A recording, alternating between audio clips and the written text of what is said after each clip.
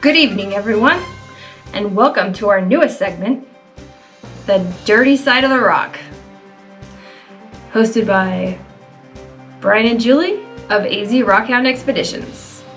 Yes, us again. We're bringing you topics and subjects that have been brought to our attention that are needing to be addressed. Some information, some misinformation.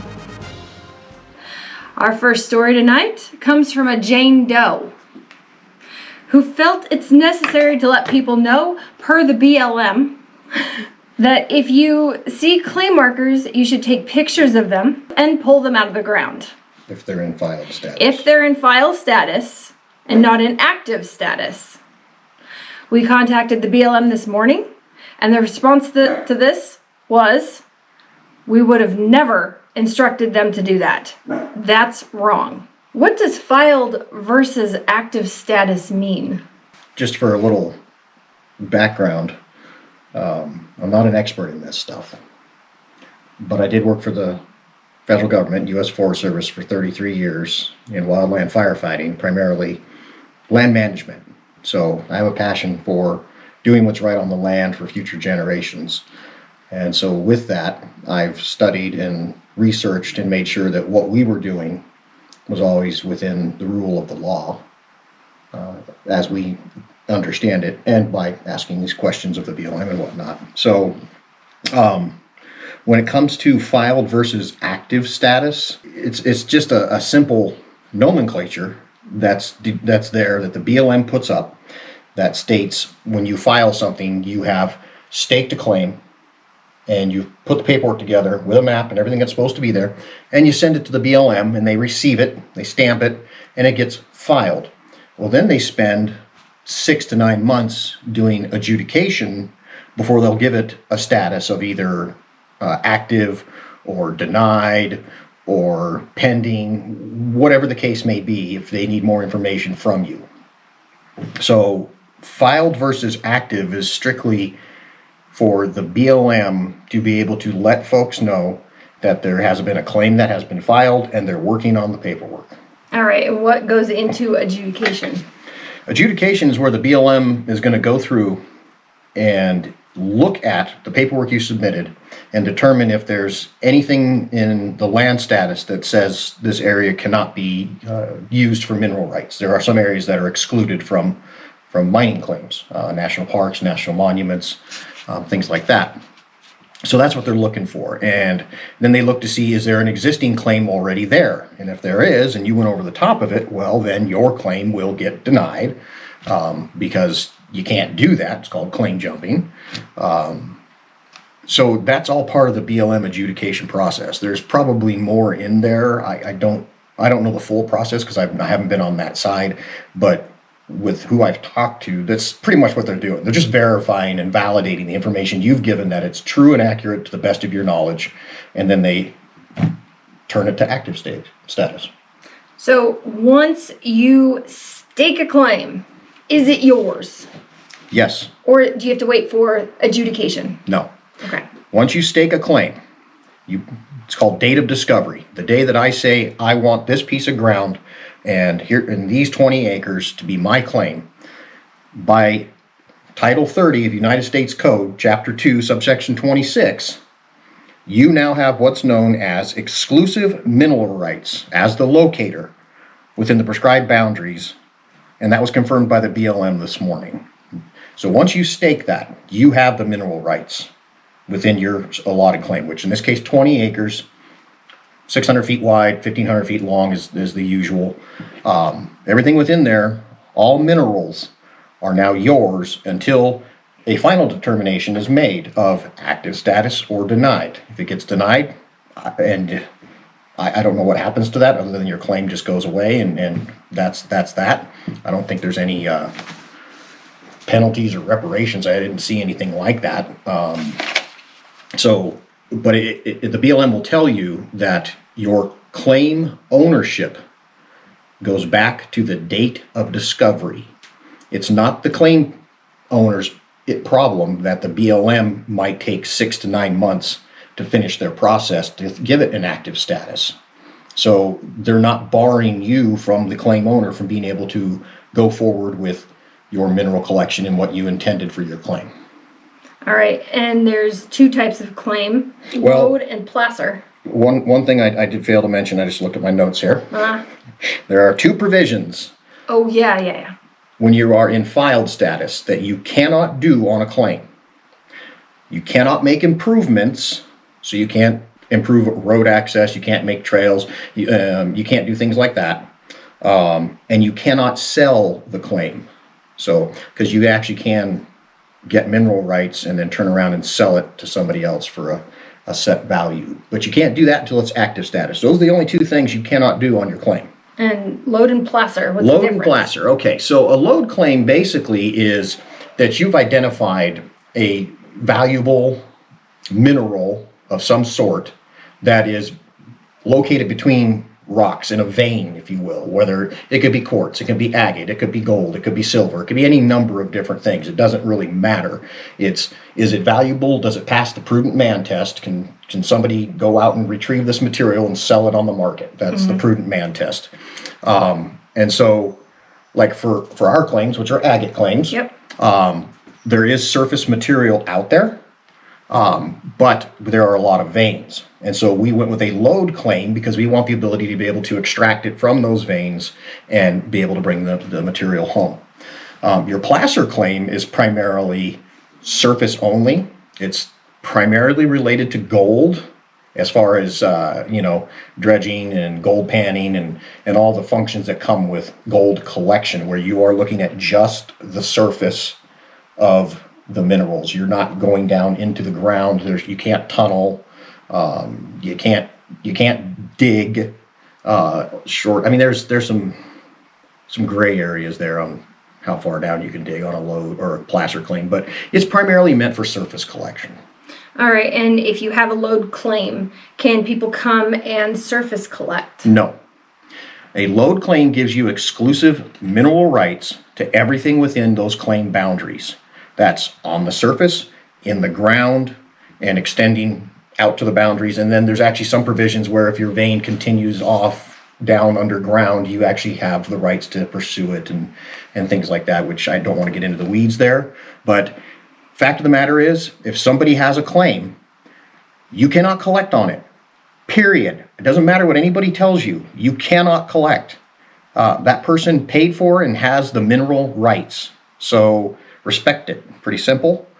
I think where people get confused is when you read through the laws, it says that a mining or mineral claim does not give you surface claim or surface rights. And they're thinking that means the minerals on the surface. And that's not what it means. When they're saying surface rights, they're talking about actual physical ownership of the property that the minerals sit in. Mm-hmm. So if you were to do a patented claim, for example, which is a large operation, you can apply for the patent and they will actually grant you the surface rights for the duration of the time that your mining operation is active, and you can basically take federal land and make it private for that length of time of your large mineral operation. That's where surface rights come in. And when you're talking small miners like what we're doing, no. So anybody can go across the claim. You can hike, you can hunt, you can fish, you can camp. You just can't pick up and take rocks. All right, and we've had this come up. If your claim is only in file status, if you tell people you have a claim, are you presenting fraudulent information? No, you are not. Per the BLM and all the research I have done, including Title 30, United States Code, Chapter 2, Subsection 26, from the date of discovery, you have exclusive mineral rights. And I'm paraphrasing when I say within the prescribed boundaries, which is your 20 acres. So you technically have a claim.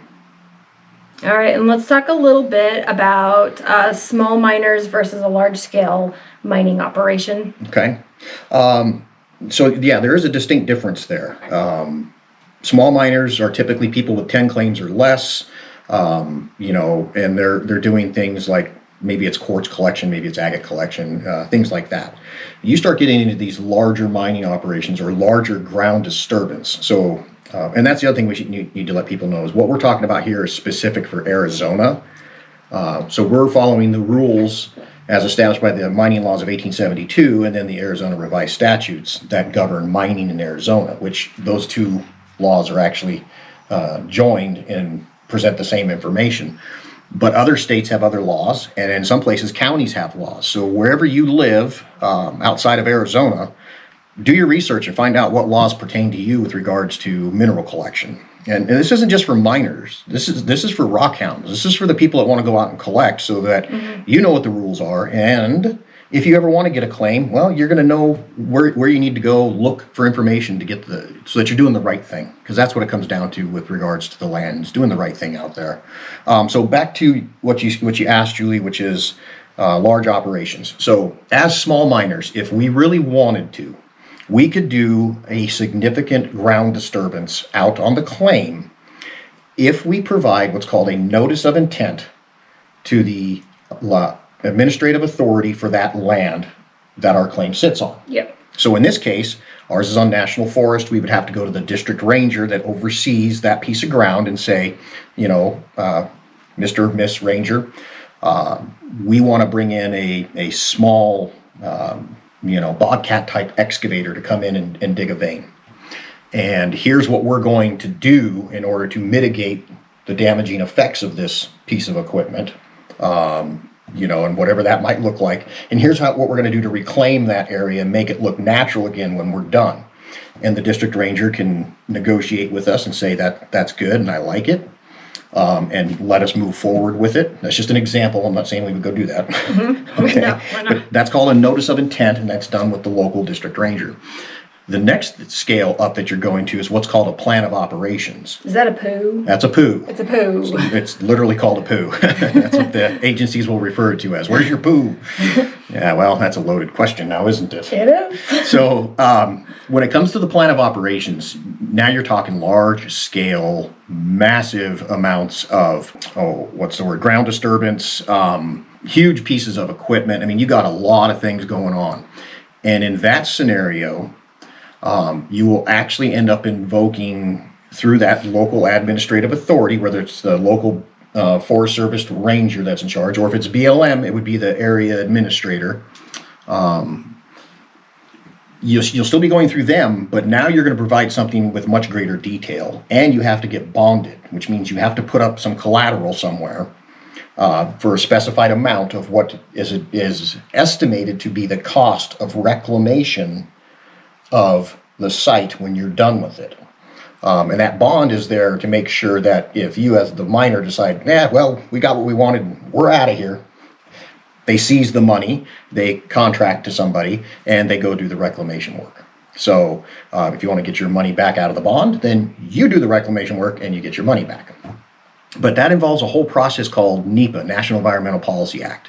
So at that point, you've got to get the land people in, you got to get archaeologists, biologists, range specialists, fire management even has to get involved. I'm missing several, I'm sure, but just know that it takes a lot of people, and they have to actually do an analysis of the impacts of what you're doing and then determine if it's archaeological, for example, they're going to tell you, well, here's an area you cannot dig in because we don't want this disturbed. And so that's where that kind of stuff comes in, is when it gets to that much larger scale. Doesn't apply to us, but if you're wanting to go that route, just know that it's going to take a whole lot more. And the bonds, I've seen different rates from anywhere from $25,000 to $5 million. Some are even higher than that. Those were just some examples, and I was like, good gracious, where do you find $5 million to just stick out there and say, hey, hang on to this until we're done? Yeah. I'd want that back. yeah. I got other things I can do with that $5 million.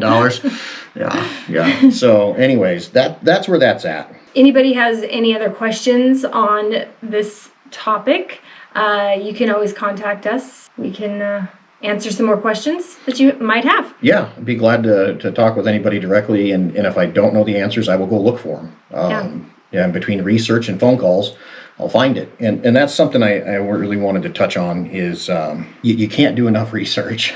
And you got to make sure you're asking the right questions When you call, when you call these people. Make sure that you have done enough research that you know what questions to ask. Because if you just ask some sort of blanket question, they may not understand fully what it is that you're getting at, and they're going to give you some kind of blanket answer. And sometimes we like to take answers and tailor them to meet what our intent was versus what the answer really is. So make sure that you've done your research so that you can ask the right questions.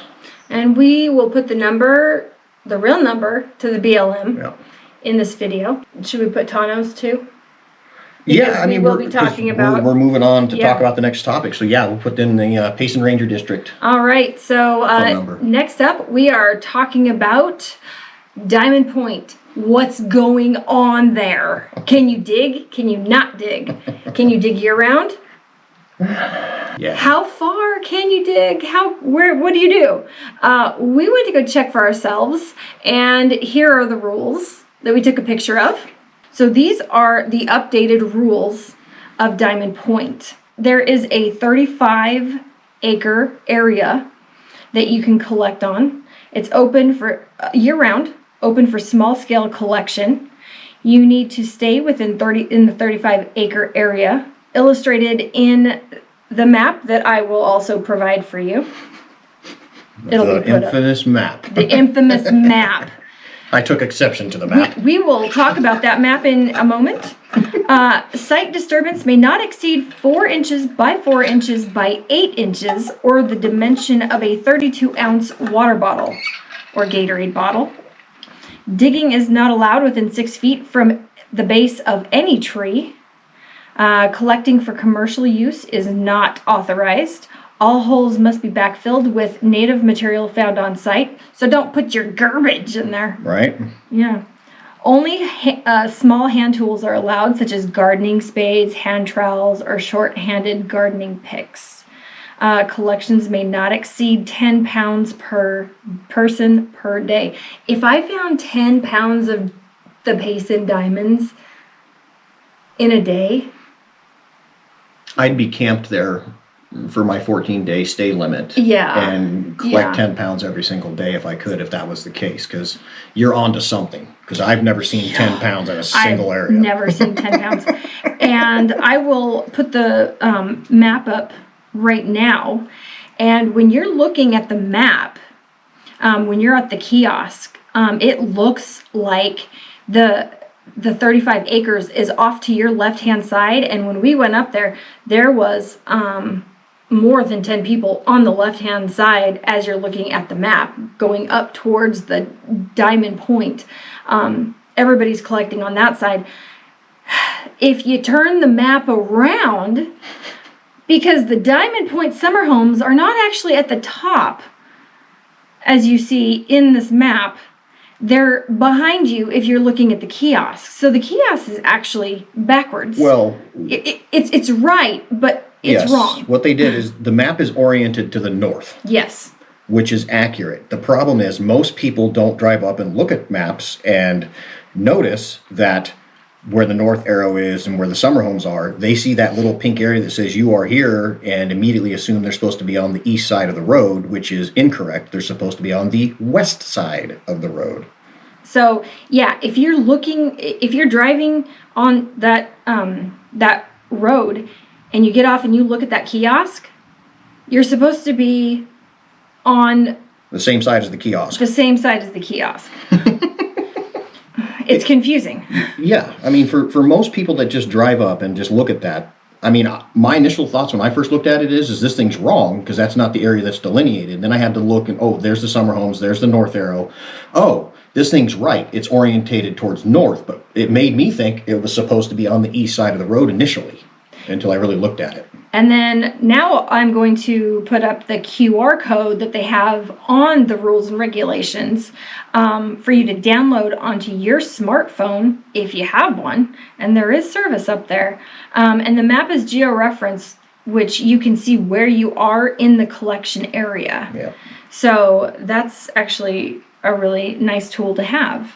And you can dig year round, but you can't go dig a trench 6 feet deep No. and dig for diamonds there. The deepest you can go is 8 inches, 4 inches wide, and then cover your hole. Why did they change it to 35 acres? Because it used to be the holding, That whole section of road. the whole section. So if you go up there and you're driving up the road past the kiosk, and actually I think there's one even before it, but specifically past the kiosk, there is a sign that says this land is being rehabilitated or something to that extent. And so that was their premise behind pushing it into a 35 acre area is because there was so much use and digging going on that was in clear violation of what they ever intended, that the land was just getting destroyed. And so in an effort to try to curtail that, they've narrowed it down to a 35 acre section and said, okay, we'll accept the kind of damage these people are going to be doing in this area only and exclude the rest of it from digging for crystals. Okay, that's a key point right there. You can surface collect all through the national forest up there, unless the area has been specifically set aside for non-mineral collection. And so that would be like administrative sites and other things that maybe they're protecting a species or things like that. So there are areas that are like that. You just have to do the research and figure out what those are. Again, it goes back to asking the questions and looking some things up. But you can surface collect for Payson diamonds all across there, except for on existing claims. Yes. Whether the status is filed or active or pending. That is a legitimate claim, regardless of any of those statuses. Okay, the only time it's not legitimate is when it's stamped denied. So if you go surface collecting, make sure you're not on somebody's claim, because there are several claims up there. And there are claims that people let go, but they don't go back and take their posts. And usually on one of the monuments, you'll find a jar or something waterproof that has their paperwork in it from the BLM that'll say, when the claim was active. So let me talk about that stuff real quick, if Yep. that's all right. The mineral collection on claims is a serious issue that people need to understand. It's criminal trespassing under Arizona Revised Statutes, Section 13, or Chapter 13, subsection 1502. It's a Class 1 misdemeanor, which maybe doesn't sound like much to some people, but it's actually a pretty big deal. You could be looking at 6 months in jail, a $2,500 fine, probation, and in some cases, whatever equipment you were using in order to extract from somebody's claim can be also taken from you, which would be all of your tools, the vehicle you used to get there, and other things like that. One other stipulation that can come with such a scenario is if you happen to be a claim owner and you're doing something like that, you can have all your claims taken from you, and you will be barred from ever obtaining claims again. So, not really something I think most people want to be doing. I know. And some people do risk it because they don't care. Yeah, and then that leads me back to what you said earlier about somebody made the claim that if it's in filed status, you can just take the posts down and it's not a real claim, which is patently false. It is a legitimate claim. It just needs to be finalized through the BLM process, which takes time, and that's not the claim owner's fault that the BLM process takes time. They're not punishing claim owners by making us sit on our hands while they do their paperwork. I mean, they usually cash the check right away. Yeah, check got cashed. And they tell you that you have 90 days to put up your posts and have everything done. Or they will invalidate it on you. Yep. So, if that's the case, then, it goes back to what we said before, which is you have the exclusive rights as the locator. So the last thing I wanted to touch on with this is going back to the statement about, if you see claim markers out there, take pictures, and if they're only in file status, then tear them down. Don't do that. That's actually a federal offense, which would be far worse than, your county or state trespassing that you're going to be dealing with. You're going to be dealing with the feds. So if you see mining claim markers out there, don't touch them. Just leave them alone. They're not hurting anybody. Yeah, we even are in a situation right now where somebody is staked over the top of ours, but we still left them alone, even though they're, what'd you call it? Climb jumping. Well, Erroneous. Oh, yes. yes, even though that they are erroneous, we have not touched them Nope. because we're waiting for the BLM to sort things out. Let the BLM do their side, and then we'll be able to take action appropriately. So, but you don't touch Markers. claim markers. Regardless. I think that about covers it. That's all we have now for the dirty side of the rock. I'm Julie. I'm Brian. And we're AZ Rockhound Expeditions. If you have a subject that you'd like us to talk about, let us know, and we'll do some research on it. Good night. Bye. Bye.